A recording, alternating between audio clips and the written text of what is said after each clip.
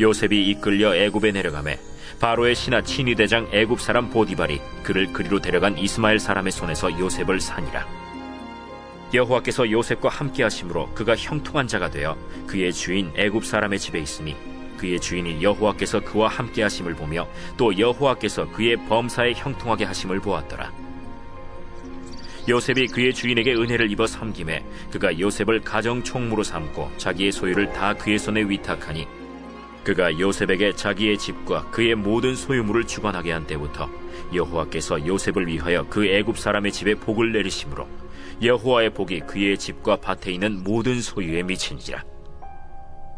주인이 그의 소유를 다 요셉의 손에 위탁하고 자기가 먹는 음식 외에는 간섭하지 아니하였더라. 요셉은 용모가 빼어나고 아름다웠더라. 그의 주인이 자기 아내가 자기에게 이르기를 당신의 종이 내게 이같이 행하였다 하는 말을 듣고 심히 노한지라. 이에 요셉의 주인이 그를 잡아 옥에 가두니 그 옥은 왕의 죄수를 가두는 곳이었더라. 요셉이 옥에 갇혔으나 여호와께서 요셉과 함께 하시고 그에게 인자를 더하사 간수장에게 은혜를 받게 하시매 간수장이 옥중 죄수를 다 요셉의 손에 맡김으로 그 재반 사물을 요셉이 처리하고 간수장은 그의 손에 맡긴 것을 무엇이든지 살펴보지 아니하였으니 이는 여호와께서 요셉과 함께 하심이라. 여호와께서 그를 범사에 형통하게 하셨더라. 사람들은 저마다 다 성공을 원합니다. 그런데 성공하는 것만큼 중요한 것, 어쩌면 더 중요한 것이 참된 성공을 하는 것이죠. 그래서 우리가 진짜 성공을 하려면 먼저 무엇이 성공인지를 알아야 합니다. 우리가 잘못된 목표를 향해 나아가게 된다면 토마스 머튼이 경고한 대로 평생 성공의 사다리를 올라갔는데 정점에 이르자 그 사다리가 반대편 벽에 기대 있다는 것을 깨닫게 되면 너무 늦은 것이죠. 그러므로 우리는 성공을 하기 전에 먼저 무엇이 바른 성공인가, 하나님이 원하시는 성공이 무엇인가를 확립해야만 하는 것입니다. 오늘날 우리가 살고 있는 이 사회는 우선 돈을 성공으로 봅니다. 돈을 많이 벌면 성공한 것이죠. 돈을 많이 벌면서 거기에 또 따라오는 지위, 또 어떤 힘, 그리고 돈이 주는 행복, 이런 것들이 성공이 아닌가 이렇게 말합니다. 하지만 그리스도인들은 하나님의 말씀을 통해 이러한 성공이 얼마나 잘못됐고 또 얼마나 위험한지를 알아야 되는 것입니다. 그럼에도 불구하고 오늘날 많은 크리스찬들이 이러한 세상의 성공 방식에 물들어 있다는 것, 우리가 부인할 수 없습니다. 심지어 목회자들 세계 속에서도 누가 큰 교회 목회자로 가느냐, 그게 성공의 잣대예요.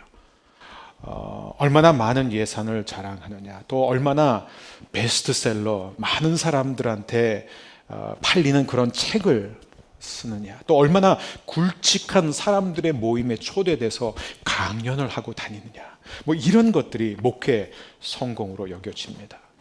성도들도 마찬가지예요. 사업에서 성공하는 것, 일터에서 성공하는 것, 많은 사람들의 존경을 받는 것, 부와 귀와 영화를 축적하는 것이 성공인 것처럼 생각할 때가 참 많습니다. 그러므로 우리는 오늘 이 창세기 39장 이야기를 통해서 하나님이 원하시는 참된 성공이 무엇인지를 배울 뿐만 아니라 또 그 성공을 오늘 이 자리에서 함께 누리기를 주의 이름으로 축복합니다.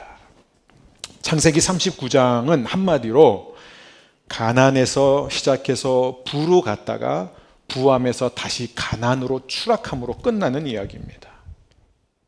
말하자면은 구덩이라는 인생의 밑바닥에서 출발한 요셉이 애굽에 팔려갔는데 그곳에서 바로 왕의 경호 대장인 보디발 집에 들어가서 하도 일을 잘하니까 주인이 그를 발탁해서 집안의 모든 일을 다 맡기는, 말하자면 가정 총무, 가장 높은 노예로서 상상도 못할 가장 높은 자리에 올라갔다가 거기에서 보디발 아내의 유혹을 뿌리침으로 말미암아 억울한 누명을 안고 감옥으로, 다시 인생의 밑바닥으로 던져짐으로 끝납니다. 그게 39장의 이야기죠.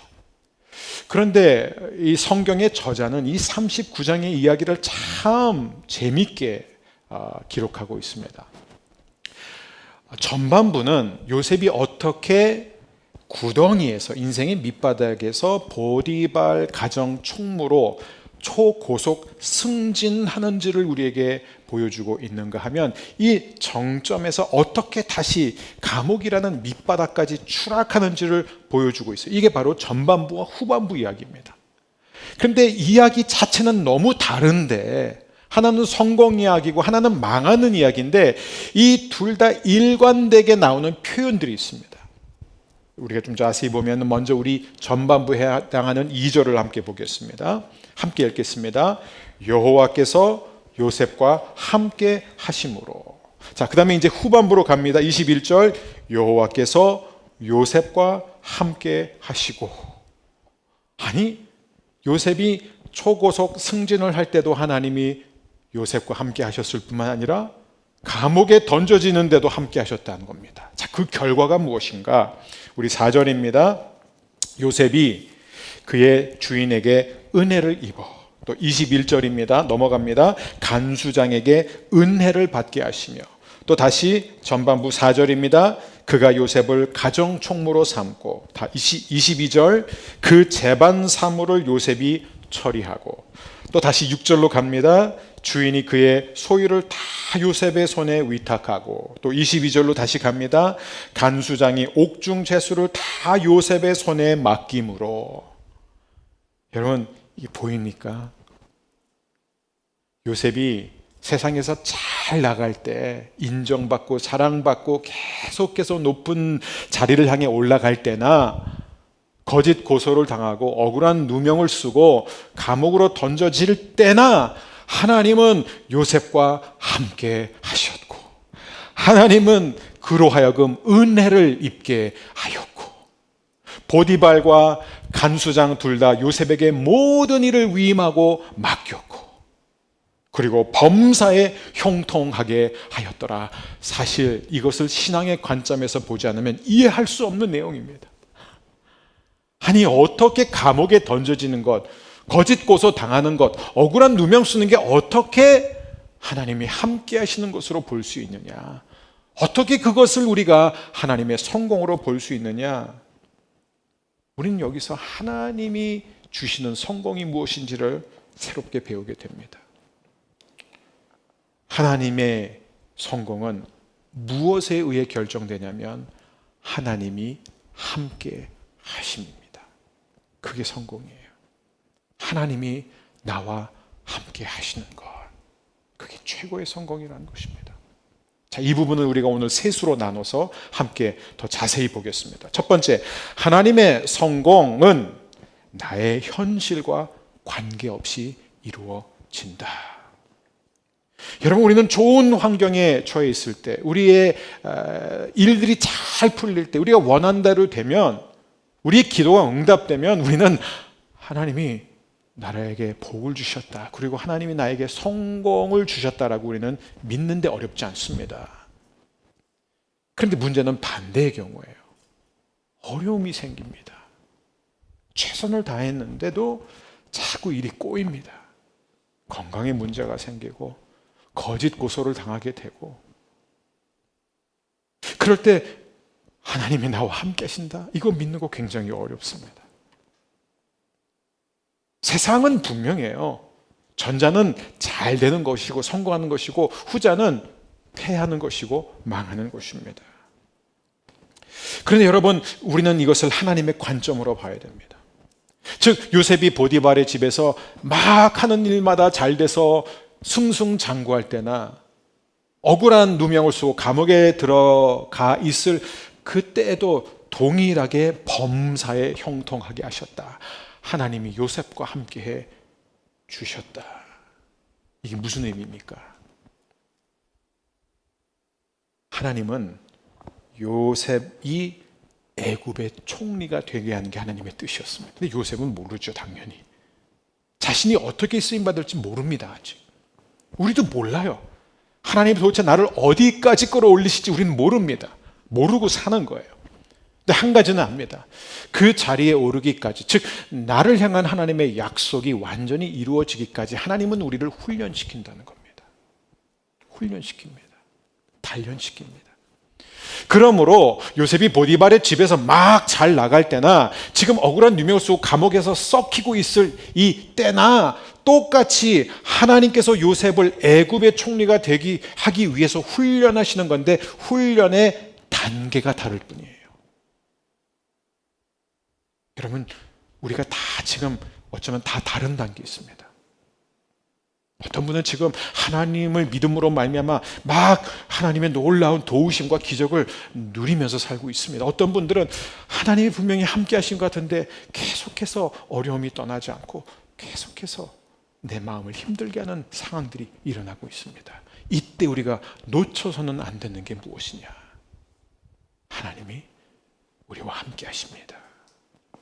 하나님이 나와 함께 하신다. 여러분, 창세기를 읽다 보면은 이 여호와라는 표현이 사실 그렇게 자주 등장하지 않습니다. 이 야훼, 이 여호와라는 표현은 이 개인과의 맺은 언약을 강조할 때 하나님의 이름이 드러나는 거예요. 그래서 실제로 보게 되면은 여호와라는 이 이름이 자주 등장하지 않는데 우리가 37장도 보지 않았습니까? 하나님이 한 번도 등장하지 않았어요.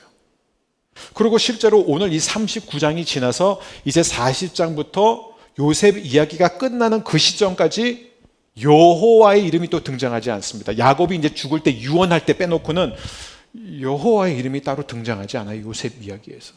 자, 그렇다면 하나님이 더 이상 요셉과 함께하지 않았다? 또 이전에는 하나님이 요셉과 함께하지 않았다, 그런 이야기일까요? 아니에요. 우리는 하나님의 이름이 등장하지 않아도 하나님이 우리와 함께하심을 배웠습니다.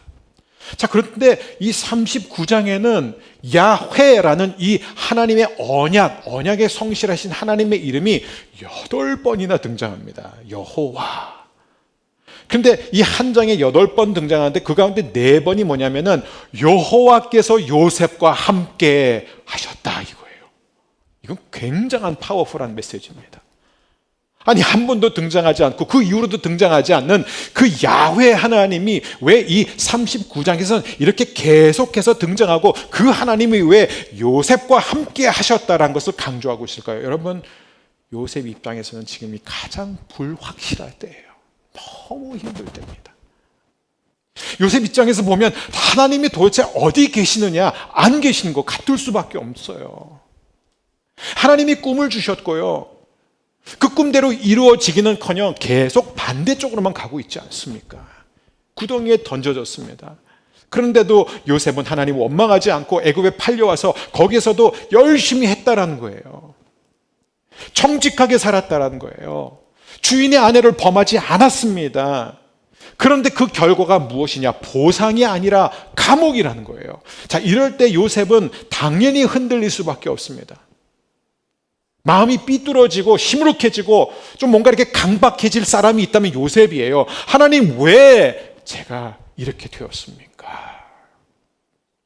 그래서 성경은 이 사건을 읽고 있는 저와 여러분이 하나님이 그 어느 때보다 요셉과 함께 하셨다, 하나님이 요셉과 함께 그분의 약속을 이루어 가고 계시다라는 것을 우리가 보기를 원하십니다.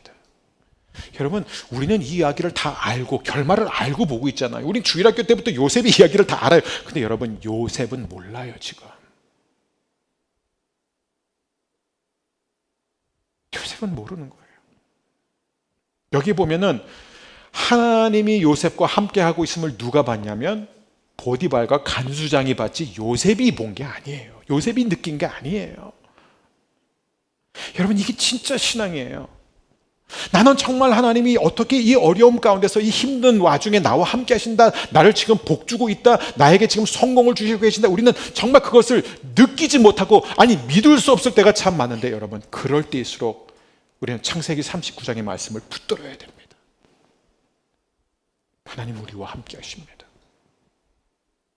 하나님 그 어느 때보다 한국교회와 함께 하신 줄 믿습니다.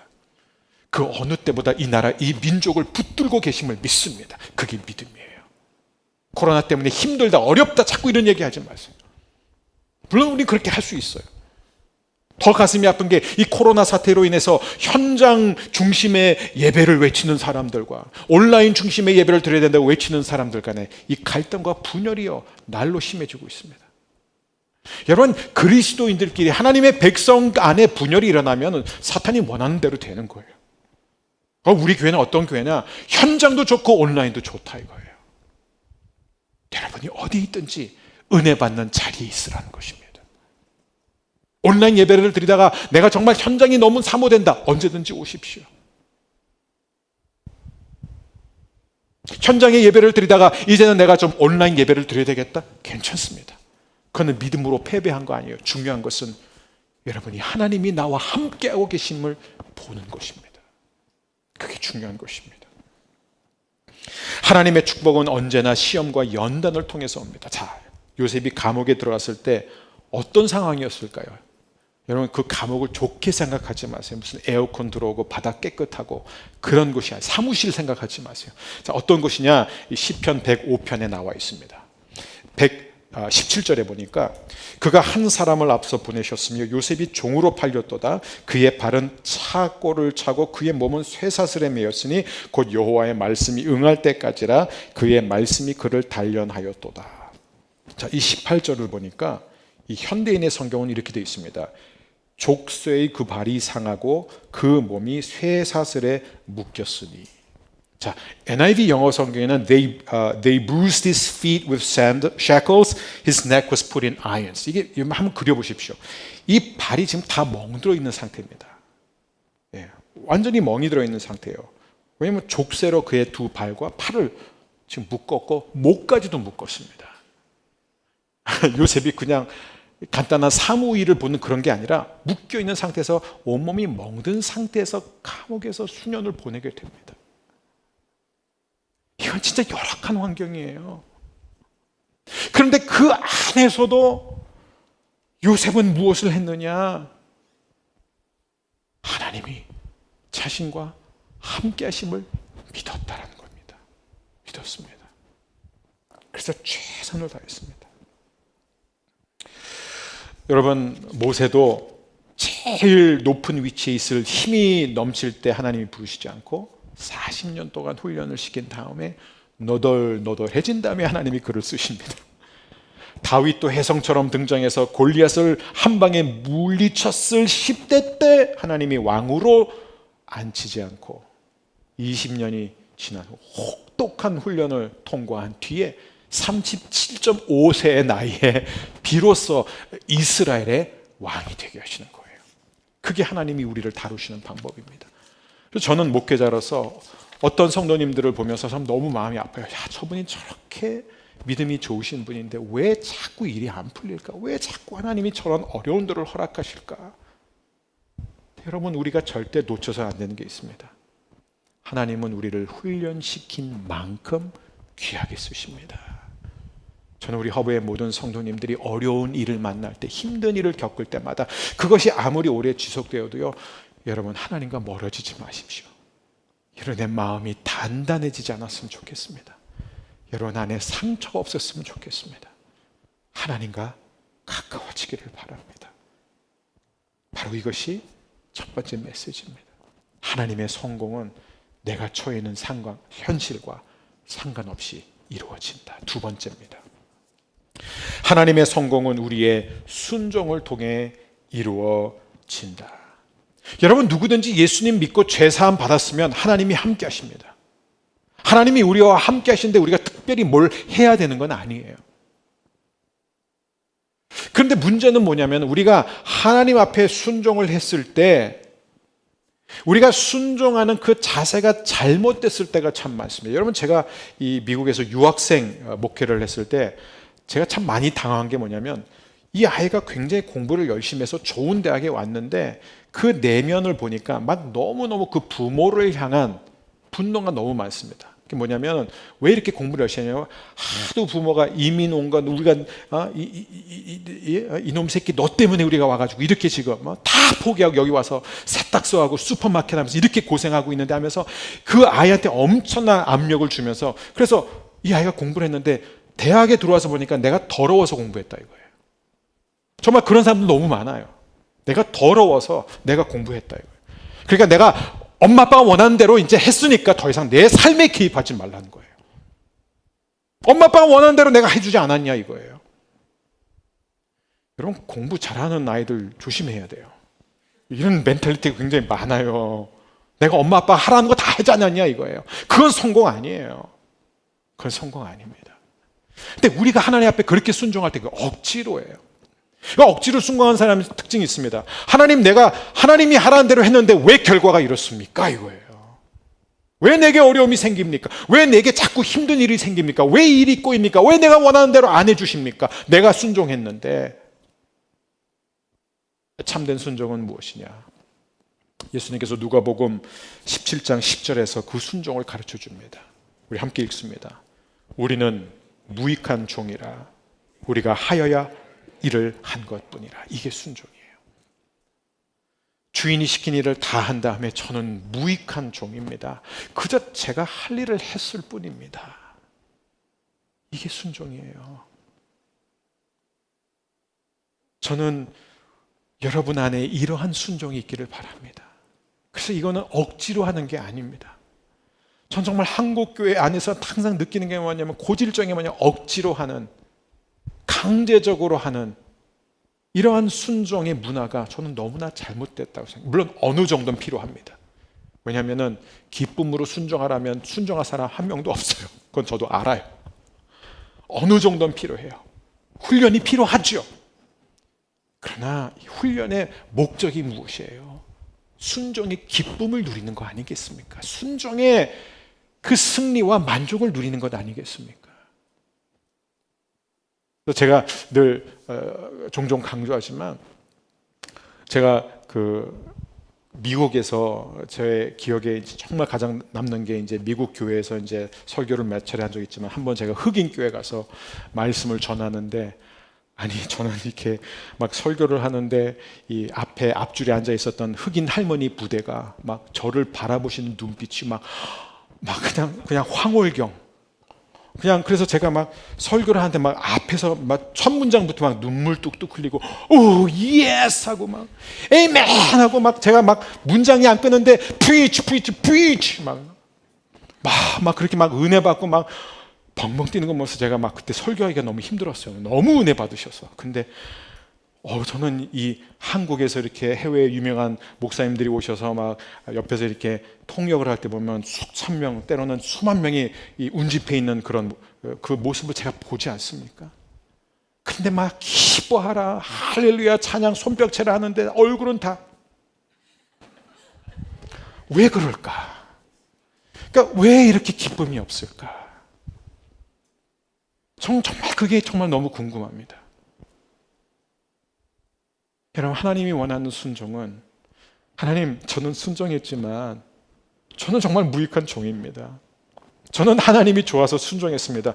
그렇기 때문에 저는 대가를 바라지 않습니다. 주님 제가 순종했지만 제가 원하는 대로 되지 않아도 됩니다. 저는 하나님이 저를 구원해 주신 것 하나만으로 너무 감사합니다.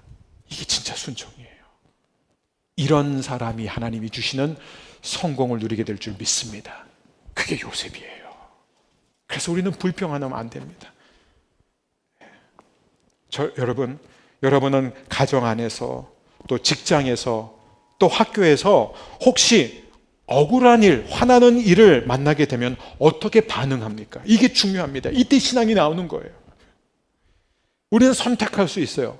그때마다 하나님 왜 제가 이런 꼴을 당해야 합니까? 라고 할 수 있지만 동시에 우리는 하나님 제가 순종했지만 하나님께서 이 모든 것을 통해 저에게 최선을 이루실 줄 믿습니다라고 가는 것입니다. 후자가 되기를 축복합니다. 마지막 세 번째입니다. 세 번째. 하나님의 성공, 하나님의 축복은 언제나 이웃과 세상을 위해 주어진다. 이게 교회 존재 목적입니다. 이웃과 세상이에요. 여러분, 우리가 여기서 주목해야 되는 것은 요셉은 한 번도 자기를 위해서 일하지 않았어요. 이거 굉장히 중요합니다. 세상은 뭐예요? 내가 승진하기 위해서 일하는 거예요. 내가 인정받기 위해서 일하는 거예요. 궁극적으로 다. 근데 요셉의 목적은 하나예요. 보디발의 집에 있을 때는 보디발을 위해서 일했다는 거예요. 보디발이 잘 되기 위해서예요. 보디발의 가정이 잘 되기 위해서. 그래서 하나님이 보디발과 그 가족과 그 모든 재물에 복을 주셨다. 감옥에 들어가서는 이 감옥에서 빠져나오기 위해서 열심히 일한 게 아니라 간수장을 위해서 열심히 일했습니다. 여러분, 이게 하나님의 원리예요. 하나님이 우리에게 어떤 복을 주시고 은혜를 주실 때는요, 그것은 언제나 나더러 그 은혜와 그걸 독점하라고 주시는 게 아니, 흘려보내라고 주시는 거예요. 그래서 보디발과 간수장이 요셉을 보면서 여호와께서 요셉과 함께 하심을 봤다 이거예요. 재밌잖아요. 요셉 저 친구 보니까 맨날 큐티하네. 하루를 시작할 때 꼭 기도하더라. 이걸 얘기하는 게 아니에요. 지금 저 예수 믿어요. 막 회사 나가서 막 성경 펼쳐들고 막 점심시간에 그거 좋아요. 그게 안 좋다는 게 아니에요. 근데 그것으로 하나님이 요셉과 함께 하심을 본 게 아니라 요셉이 실제로 만들어낸 결과를 보면서 하는 일마다 잘 되고 하나님께서 그 손의 행사를 형통케 하는 것을 보면서 보디발과 간수장이 감동을 받은 것입니다. 사랑하는 우리 가족 여러분, 우리 온라인 통해서 예배드리는 모든 하나님의 자녀 여러분, 저는 하나님이 여러분에게 어떠한 복, 어떠한 성공을 주시기를 원하느냐면 여러분을 볼 때마다 야, 하나님이 함께 하시는구나, 사람들이 고백하게 되기를 축복합니다. 그게 진짜 축복이에요. 하나님이 함께 하시는 가족이구나. 역시 하나님을 믿는 사람은 다르다. 야, 제가 정말 가슴이 아픈 게 그 CEO 모임에 가면은 크리스찬 CEO들이 그래요. 아우, 제발 예수 잘 믿는 청년 필요 없고 일 잘하는 청년 보내달라고. 겪어본 사람들이 하는 얘기예요. 예수 잘 믿고 성경 와서 회사 나와서 맨날 성경 읽는 그런 직원들 필요 없다는 거예요. 좀 일을 맡기면은 이게 그 보디발이 뭐라죠? 일을 맡기고 간섭하지 않았다. 이게 뭐냐면 어느 정도 요셉을 신뢰냐면 그냥 맡기고 아예 간섭 안 하는 게 제일 좋은 결과로 이어진다는 걸 깨달았다는 거예요. 전 여러분이 어디에서든지 그러한 하나님의 백성이 되시기를 주 이름으로 축복합니다.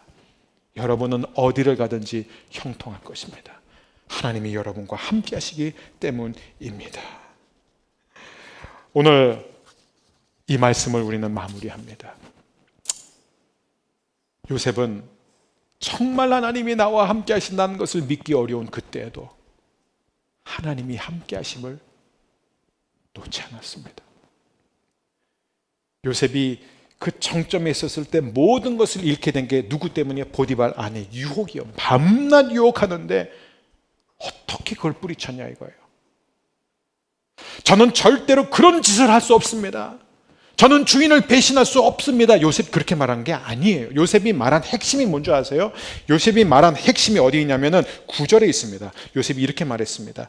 내가 어찌 이 큰 악을 행하여 하나님께 죄를 지으리까.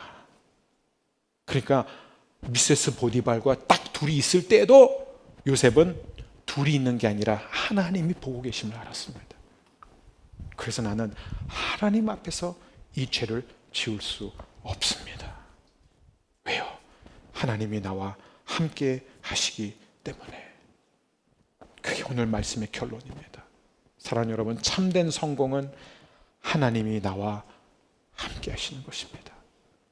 하나님이 나와 함께 하심을 믿는 것입니다. 여러분, 오늘 요셉과 함께 하신 하나님이 왜 오늘 우리에게 이렇게 중요한 메시지로 다가올까요?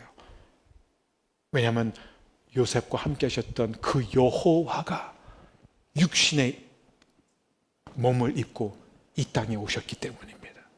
우리 마태복음 1장 23절 함께 읽겠습니다. 보라, 처녀가 잉태하여 아들을 낳을 것이요 그의 이름은 임마누엘이라 하리라 하셨으니 이를 번역한즉 하나님이 우리와 함께 계시다 함이로다. 하나님이 저와 여러분과 함께 하십니다. 그리고 그 예수님께서 우리에게 약속해 주십니다. 마태복음 28장 마지막 절 함께 읽습니다. 볼지어다 내가 세상 끝날까지 너희와 항상 함께 있으리라 하시니라. 아멘. 여러분, 우리가 원하는 성공의 자리에 오르든 안 오르든, 우리가 많은 부를 축적하든 못 축적하든, 우리가 많은 사람들이 보는 데서 똥똥한 꺼리는 삶을 살든 낮은 빈궁한 삶을 살든 중요한 것은 하나예요. 중요한 것은 하나입니다. 저와 여러분이 하나님과 동행한 삶의 내용만 남습니다. 기억하십시오. 하나님과 함께하는 것만이 성공입니다. 그리고 저와 여러분을 통해 하나님의 뜻이 반드시 이루어질 줄 믿습니다.